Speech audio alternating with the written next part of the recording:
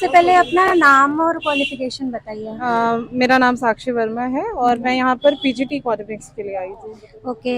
And इसमें आपका यहाँ का एक्सपीरियंस कैसा रहा और यहाँ के पैनल का कैसा रहा? पैनल वाज वेरी गुड, वो कंफर्टेबल फील करा रहे थे हम्म। और 4 लोग थे पैनल में, जिसमें से 3 लोग तो बहुत कंफर्टेबल फील, थोड़ा सा एक मैम थोड़ी मुझे स्ट्रिक्ट लगी, but overall it was good experience. And what about the document requirement? Document verification easily मेरा हो गया, कोई इशू नहीं, मेरे सारे डॉक्यूमेंट्स कंप्लीट थे। एंड मैम डॉक्यूमेंट क्या क्या रिक्वायर्ड रहेंगे, आप प्लीज हमारे। डॉक्यूमेंट्स लाइक आप 10th से लेकर आपका जो भी आपने पूरा पोस्ट ग्रेजुएशन तक किया हुआ है वो सब कुछ लगेगा, like degree, certificate, everything you have to carry, otherwise थोड़ी सी प्रॉब्लम आ सकती है ओके। डॉक्यूमेंटेशन में। एंड एक और क्वेश्चन मैम आपसे कि मैम लैंग्वेज क्या है, कोई पर्टिकुलर लैंग्वेज है? लैंग्वेज कोई पर्टिकुलर नहीं है, you can use Hindi, but panel is expecting कि you should know how to speak in English, okay. क्योंकि ये एक सेंट्रल गवर्नमेंट के अंदर जॉब आती है और आपको कहीं भी पैन इंडिया या आउट ऑफ इंडिया भी पोस्ट किया जा सकता है, तो you and should know English. Okay.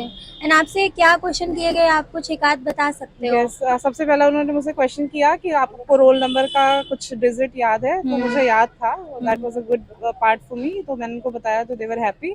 And after it उन्होंने मेरे सब्जेक्ट से रिलेटेड क्वेश्चन किया। पहले उन्होंने मुझसे पूछा कि साक्षी आपका नाम है, उससे रिलेटेड कोई एथलीट आप जानते हो, तो मैंने साक्षी मलिक का नाम बताया, okay. But I was not able to recall कि वो किस फील्ड से रिलेटेड है ओके। और रेसलर है, बट मुझे उस समय मैं इतना ज़्यादा पैनिक हो रही थी कि मुझे याद नहीं आ रहा था। एंड मैम क्वेश्चंस आपके सब्जेक्ट से थे सब्जेक्ट से कि? क्वेश्चंस उन्होंने, हाँ, मुझसे क्वेश्चंस पूछे सब्जेक्ट से। उन्होंने मुझसे पूछा कि टीपी, टोटल प्रोडक्ट और मार्जिनल प्रोडक्ट कर्व कैसे ड्रॉ करते हैं, वो आप ड्रॉ करके बताइए।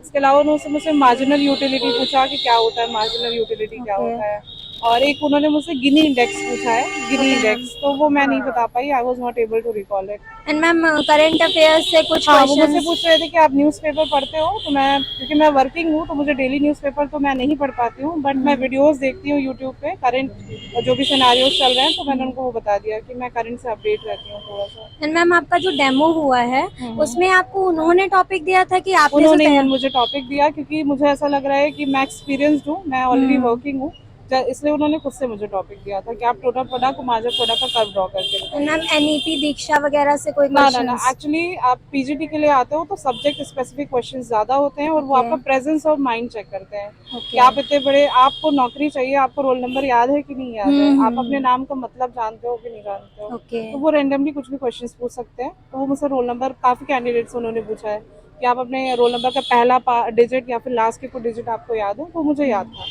एंड मैम एक क्वेश्चन और था कि आपने इंटरव्यू की तैयारी कैसे की, मतलब जैसे लोग कहते हैं कि मॉक इंटरव्यू देने चाहिए या सेल्फ से एनालिसिस करनी चाहिए अपनी? सी मुझे लगता है रिटर्न के लिए मैं बता दूं, मैंने टेक्स्ट बुक का कोर्स लिया हुआ था, टेक्स्ट बुक का, क्योंकि टेक्स्ट बुक में फायदा क्या होता है कि आपको बहुत सारे टेस्ट सीरीज मिलते हैं, तो जितने वैरायटी ऑफ क्वेश्चंस आप करोगे उतना ही ज्यादा आपका कॉन्सेप्ट क्लियर होगा। क्योंकि मैं वर्किंग हूँ, मुझे ज्यादा टाइम नहीं मिलता था पढ़ने का, तो मैं टेक्स्ट बुक से ही क्लासेस लेती थी, और मैंने टेस्ट सीरीज काफी लगाई है, ओके। एंड मैम तो वो मुझे इंटरव्यू के फायदा लिए? किया है। इंटरव्यू के लिए मैंने कोई क्लासेस नहीं ली थी, मैंने बस खुद से ही प्रैक्टिस करी है।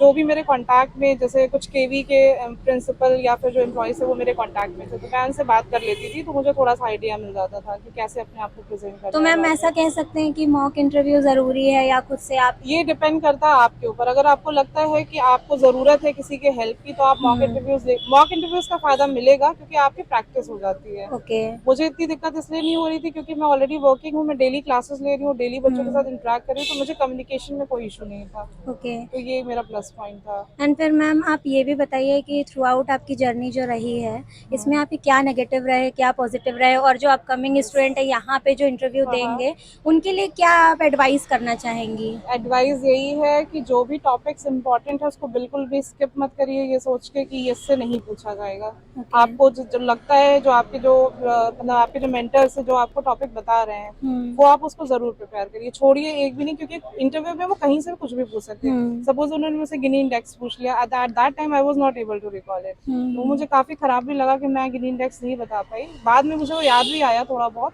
तो आपको टॉपिक्स छोड़ने नहीं है, मैंने वो टॉपिक्स छोड़ा, वो मेरी कमी है, तो वो टॉपिक्स आपको छोड़ने नहीं, तो बहुत इंपॉर्टेंट है।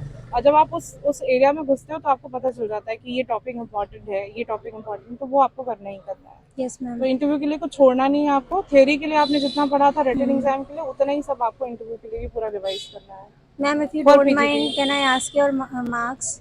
138। 138। एंड आप हमारे ऑडियंस को कुछ बताना चाहेंगे जिससे वो मोटिवेट हो सकें थोड़ा सा? मेरा जो मोटिवेशन पॉइंट है, क्योंकि मैं एक स्पिरिचुअल पर्सन हूँ, मतलब मैं बिलीव करती हूँ, आई बिलीव इन गॉड।